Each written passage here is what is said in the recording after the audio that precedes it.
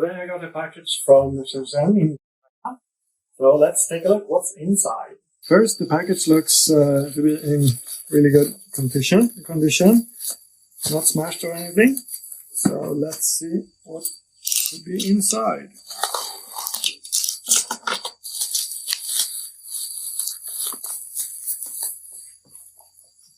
Oh, a car air pump. I thought it could be a good idea to bring it in my backpack when I'm going for the trails, if I need to inflate or deflate or something like that. Always good to have. So let's see what's inside. I ordered this one from AliExpress, I think it was.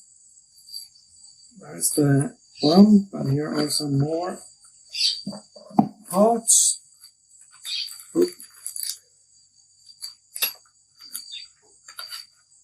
Okay, in this one there's a manual as well. This one is charged by USB-C, so that is really convenient. And here's the hose, some different nozzles or something. And let's see if we strip this one off.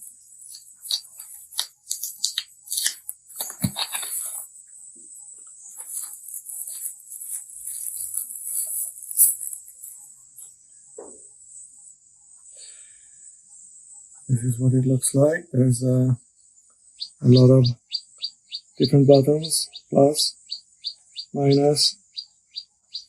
I don't know. I need to read the manual to see. Here's for charging. That, maybe some lock, I don't know. Let's see. Okay, there it's probably on and off. Okay, off, on. Strip this one.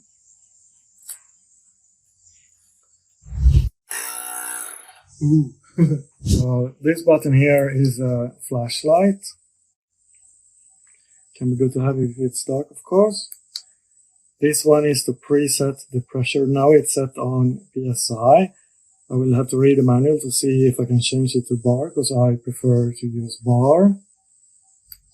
So here I can set it to different, if it's for a car or motorbike, and it can also have what pressure I want.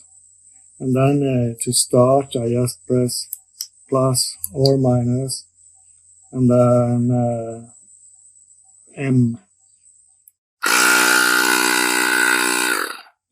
To start and stop. Okay, so it's about time to try it out. So I have let some air out from my rear tire, so we can see if I can inflate it. I'm using 0.8 bar, that's about 12 psi I think. So we can take a look at how it's working. One thing we can actually see here now when I get outside in the bright daylight, it is that it's actually not easy to see the display. And one thing I found out how to do is how to change between PSI bar and etc. It's just to long press the mode button.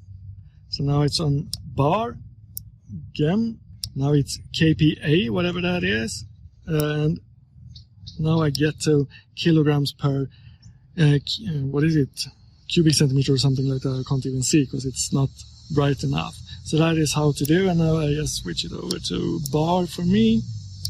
And then you just use the plus and minus button to set what you want it to be. And I go down to 0.8. Okay, let's connect it to the bike. So let's see. Here it is. Okay. On. And now it is at 0.25. So let's set it up to, okay, here it is. And then we start. I hope it will manage because it's not full. The battery is not full.